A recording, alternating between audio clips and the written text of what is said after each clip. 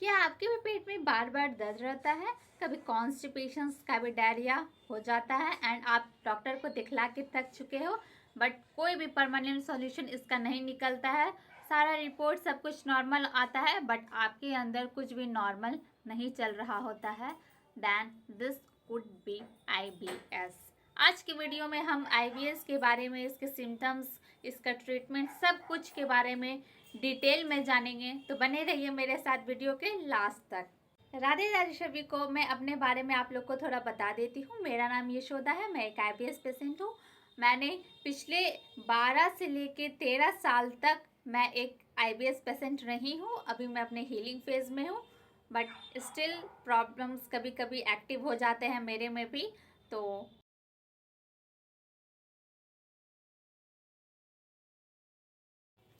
IBS, जैसे हम नाम से ही इसे देख सकते हैं। IBS, आई का मतलब होता है इरिटेबल, B से होता है बॉल एंड S से होता है सिंड्रोम। इरिटेबल बॉल सिंड्रोम इस प्रॉब्लम का फुल फॉर्म है। शॉर्ट में इसे हम लोग IBS बोलते हैं। इसको हम लोग हिंदी में कहते हैं आंतों से जुड़ी लक्षणों का समूह। मतलब जो एक 7 डिसऑर्डर जो हमारी गट में हुए होते हैं या हो रहे होते हैं, it is strongly related to gut brain connection. ये हम IBS जो है वो गट एंड ब्रेन कनेक्शन से बहुत ही बहुत ज़्यादा अफेक्ट होता है। आइए हम लोग थोड़ा अब इसे पॉइंट वाइज समझते हैं। IBS एक गट डिसऑर्डर है।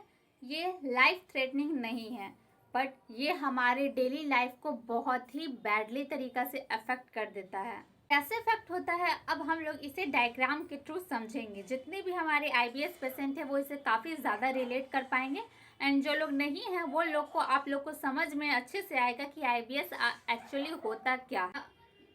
गाइज, मेरा ड्राइंग उतना अच्छा नहीं है तो प्लीज़ आप लोग मैनेज कर लीजिएगा। ये हमारा ब्रेन है एंड ये हमारा गट है। अब होता क्या है कि जब हम लोग खाना खाते हैं देन यहाँ पे गट ब्रेन कनेक्शंस हमारा एक होता है।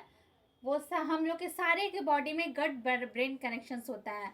इसका काम ये होता है कि जब हम लोग यहाँ पे खाना आता है देन ये ब्रेन सिग्नल भेजता है कि हाँ भाई खाना आ गया है एंड अब खाना को आप लोग डाइजेस्ट करना स्टार्ट कीजिए।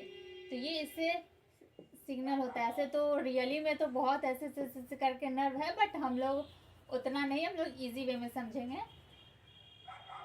यहाँ पर सिग्नल होता है। अब IBS वालों लोग में क्या होता है, ये बीच बीच से कट जाता है जिसकी वजह से प्रॉब्लम होने लगती है। अब ऐसे आने लगता है सिग्नल, तो खाना भी अच्छा से डाइजेस्ट नहीं होता है एंड फिर वही प्रॉब्लम हो जाता है, कॉन्स्टिपेशंस, शरीर ना लगना, वेट लॉस हो रैपिडली वेट लॉस होना। तो ये सारे प्रॉब्लम बहुत ही ज़्यादा आम हो जाते हैं। देखा जाए तो IBS कोई डिजीज नहीं है, ये एक फंक्शनल डिसऑर्डर है। हम लोग इसे शॉर्ट में फंक्शनल डिसऑर्डर भी बोल सकते हैं।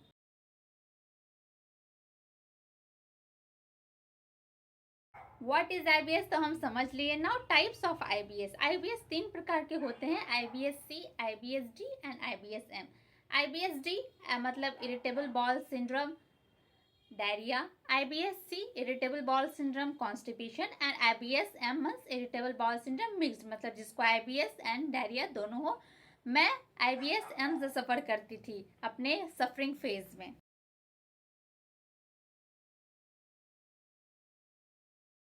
Now symptoms of IBS। IBS के सिम्टम्स जनरली हर पेशेंट में अलग अलग होते हैं, बट मोस्टली कॉमन जो देखा जाता है वो स्टमक डिस्कम्फर्ट होता है।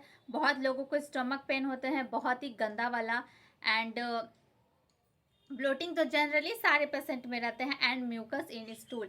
जब मैं अपने उस फेज़ में थी, IBS वाले फेज़ में थी, तो मुझे एक दिन में 28-29 टाइम म्यूकस आते थे। नॉट ओनली म्यूकस, ब्लड भी आता था। तो मेरा तो बहुत ही ज़्यादा ख़राब हालत थी। एंड और अगर सिम्टम्स IBS में ज़्यादा लॉन्ग टाइम सफ़र करने में डिप्रेशन, एंजाइटी, ये सब अपने आप ही हो जाते हैं। इसके पेशेंट हमेशा ये सब से डील करते हैं। एंड और सिम्टम्स हम लोग कह सकते हैं तो ये weight loss, rapidly weight loss होता है। ये मेरे टाइम में भी होता था, मुझे काफ़ी ज़्यादा वेट लॉस हुआ था। एंड हीमोग्लोबिन हमेशा कभी ब्लड वगैरह की कमी हो जाती है।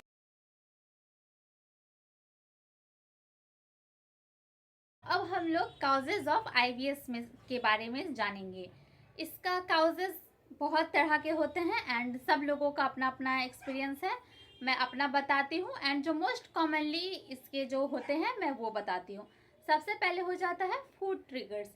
अगर आप ग्लूटेन इंटॉलरेंस है या लैक्टोज इंटॉलरेंस है एंड आपको पता नहीं है एंड आप वो कंटिन्यूसली ले रहे हैं, तो वो बहुत लॉन्ग टर्म में जाने के बाद वो आईबीएस हो जाता है उस पेशेंट को या उस लोग को आईबीएस। दूसरा मेन रीज़न है स्ट्रेस, एंजाइटी या डिप्रेशन, जिसे हम बोल सकते हैं। अगर आप स्ट्रेस में हैं, आप अंदर से हैप्पी नहीं है, एंजाइटी है आपको, आप कुछ भी कर रहे हैं बट आप अंदर से, जैसे हम लोग बोलते हैं अंदर से खुश होना, जैसे बच्चे लोग होते हैं, अगर आप वैसे नहीं हो देन ये आपको आईबीएस हो जाता है। ऑब्वियसली वो 1-2 दिन में तो नहीं होगा, 3-4 बार में नहीं होगा, लॉन्ग टर्म में अगर आप इसे अपना हैबिट बना लेते हो तो ये आईबीएस हो जाएगा। देन आपको ये इस बारे में ध्यान देना। दूसरा reason again gut brain imbalance. अगर गट ब्रेन कनेक्शन का इम्बैलेंस होगा, मीन्स जो आप खा रहे हो आपका खाना जो है वो गट में आ गया है, स्टमक में आ गया है, आपका ब्रेन सिग्नल भेज रहा है बट उसको अच्छे से नहीं भेज पा रहा है, बीच बीच में लॉन्ग टर्म में सफ़र करने के कुछ प्रॉब्लम होने के में आपका जो सिग्नल है वो बीच बीच से टूट गया है, देन अगेन ये आईबीएस प्रॉब्लम हो जाता है। देन आपको अर्ली लाइफ में, अर्ली ये सब के स्टार्टिंग में ही आपको अपने हेल्थ का काफ़ी ज़्यादा ध्यान रखना चाहिए। One of the main reason हम इसे भी बोल सकते हैं पास्ट इन्फेक्शन। फॉर एग्जांपल जैसे कि आपको पास्ट में कुछ प्रॉब्लम हुआ है, कुछ बीमारी हुआ है एंड आप उससे ठीक कर चुके हो, रिकवर कर चुके हो, बट स्टिल आप ठीक होने के बाद आप परहेज नहीं कर रहे हो अपना, वो सब चीज़ फिर अगेन आप ले रहे हो या फिर मतलब नज़रअंदाज कर रहे हो अपने हेल्थ को, देन इस रीज़न से भी आईबीएस हो जाता है। देन ये चीज़ में भी आपको ध्यान रखना है। One of the main reason हम इसे भी बोल सकते हैं पास्ट इन्फेक्शन। फॉर एग्जांपल जैसे कि आपको पास्ट में कुछ प्रॉब्लम हुआ है, कुछ बीमारी हुआ है एंड आप उससे ठीक कर चुके हो, रिकवर कर चुके हो, बट स्टिल आप ठीक होने के बाद आप परहेज नहीं कर रहे हो अपना, वो सब चीज़ फिर अगेन आप ले रहे हो या फिर मतलब नज़रअंदाज कर रहे हो अपने हेल्थ को, देन इस रीज़न से भी आईबीएस हो जाता है। देन ये चीज़ में भी आपको ध्यान रखना है। One of the main reason हम इसे भी बोल सकते हैं पास्ट इन्फेक्शन। फॉर एग्जांपल जैसे कि आपको पास्ट में कुछ प्रॉब्लम हुआ है, कुछ बीमारी हुआ है एंड आप उससे ठीक कर चुके हो, रिकवर कर चुके हो, बट स्टिल आप ठीक होने के बाद आप परहेज नहीं कर रहे हो अपना, वो सब चीज़ फिर अगेन आप ले रहे हो या फिर मतलब नज़रअंदाज कर रहे हो अपने हेल्थ को, देन इस रीज़न से भी आईबीएस हो जाता है। देन ये चीज़ में भी आपको ध्यान रखना है। तो एक मेन ये भी रीज़न आता है कि प्रॉपर स्लीप ना लेना। जब आप प्रॉपर स्लीप नहीं लेते हो 6 घंटे का, 5 घंटे का, अपने बॉडी के अकॉर्डिंग, अपने नीड्स के अकॉर्डिंग,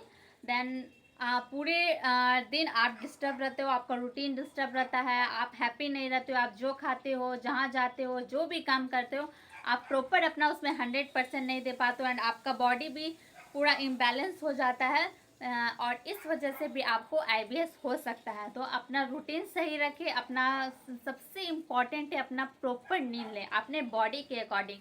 आपके 6 आवर में हो जाता है देन 6 आवर इज़ गुड। अगर 7-8 में होता है, आपको सोने से ही आप फ्रेश होते हो, देन आपको आपके अकॉर्डिंग के नींद लेना बहुत ज़्यादा ज़रूरी है अगर आप बीमारी सबसे दूर रहना चाहते हो। तो इतने साल से आईबीएस में सफ़र करने के बाद एंड अभी भी जब मैं अपने हीलिंग फेज़ में हूँ, कभी कभी सिम्टम्स एक्टिव हो जाते हैं, प्रॉब्लम होता है। मैं एक चीज़ मीन्स सफ़र नहीं बोलूँगी, मैंने बहुत डीपली इस चीज़ को सीखा है कि आईबीएस सिर्फ बीमारी नहीं है, सिर्फ प्रॉब्लम नहीं है, ये deeply connected to emotional health है। ये काफ़ी ज़्यादा आपके इमोशनल, आप इंटरनली कैसे हो, क्या सोचते हो, कैसा खाते हो, कैसा संगत रखते हो, ये सब चीज़ से ये हाईली कनेक्टेड है। देन आईबीएस से अगर आप इससे छुटकारा पाना चाहते हो, अगेन हम लोग इसे डिस्कस करेंगे, बट आपको ये ध्यान रखना पड़ेगा, आपको आपके रूटीन पे, आपके माइंड पे, आपके मेंटल हेल्थ पे, आपके गट ब्रेन कनेक्शन पे, सब चीज़ पे आपको ध्यान देना पड़ेगा।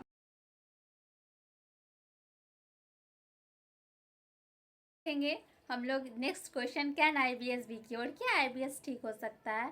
गाइस 12 से 13 साल तक आईबीएस से सफ़र करने के बाद इस चीज़ का आंसर मैं आपको परफेक्टली दे सकती हूँ।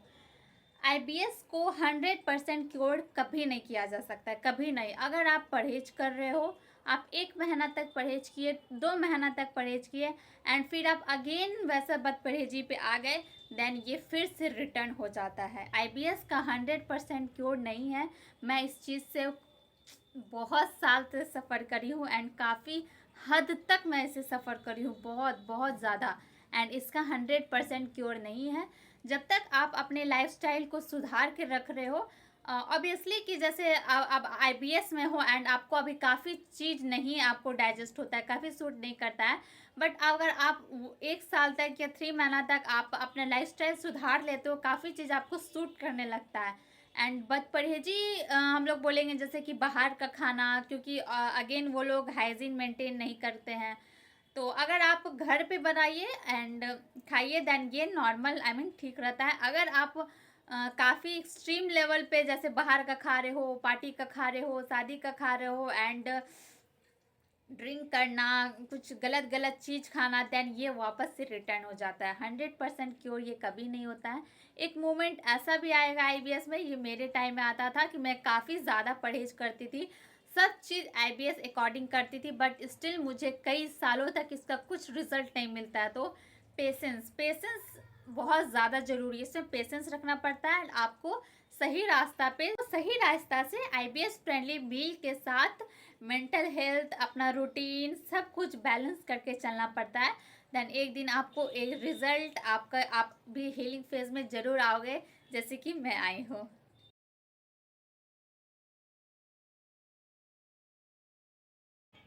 व्हाट हेल्प मी गाइज, अगर मेरी बात करें तो आईबीएस के जर्नी में मुझे काफ़ी ज़्यादा मदद, मैं बोल सकती हूँ कि आईबीएस फ्रेंडली मील, लो फॉडमेट डाइट। अब लो फॉडमेट डाइट क्या होता है, मैं ये अगले वीडियो पे डिटेल में आप लोग को समझाऊंगी, इससे डिस्कस करूँगी।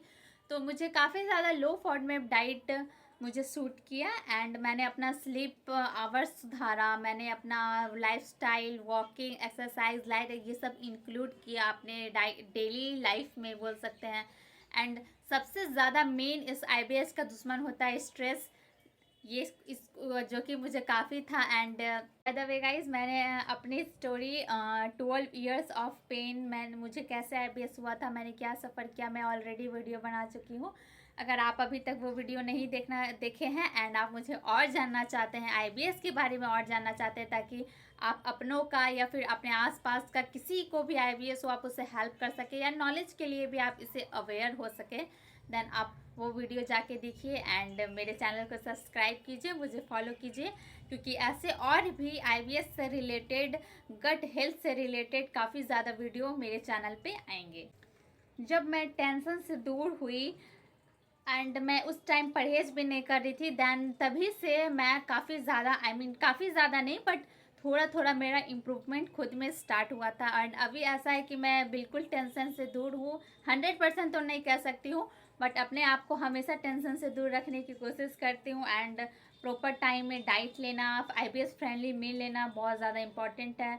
एंड खुश रहना एंड अपनों के साथ रहना, ये काफ़ी ज़्यादा हेल्प करता है आईबीएस में, गट माइंड कनेक्शन को रिकनेक्ट करने में।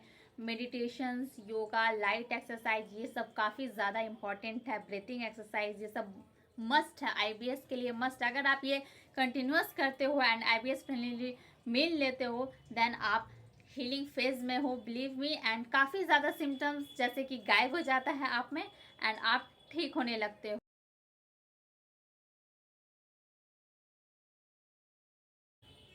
ना, सबसे important topic, mental health. Guys, IBS में सिर्फ लाइफस्टाइल ठीक करने से नहीं होता है, आपको मेंटल हेल्थ को ठीक करना होता है। अगर आप लाइफस्टाइल ठीक कर दी हो एंड आप अपना मेंटल हेल्थ नहीं ठीक कर रहे हो, आप डिप्रेशन, एंजाइटी या फिर नेगेटिव थिंकिंग में हो, देन आपको 1% भी ये काम नहीं करेगा। कुछ भी आप आईबीएस फ्रेंडली मील ही क्यों नहीं ले रहे हो, आपके बॉडी में आपको कुछ भी इम्प्रूवमेंट नज़र नहीं आएगा। देन मेंटल हेल्थ काफ़ी ज़्यादा इंपॉर्टेंट है गाइज। एंड आप इसे कैसे ठीक रख सकते हो, आप ब्रीथिंग योगा कर सकते हो। आप काफ़ी ज़्यादा हमारे योगा है, योगा सब होते हैं, जैसे कि कपाल भाती, हम लोग कपाल भाती नहीं, सॉरी, अनुलोम विलोम बोल सकते हैं। आप वो कीजिए, ब्रीथिंग एक्सरसाइज कीजिए, मेडिटेशन कीजिए। मेडिटेशन तो काफ़ी ज़्यादा, बहुत ज़्यादा, जैसे कि क्योर, हम एक तरीका से क्योर बोल सकते हैं इस चीज़ का।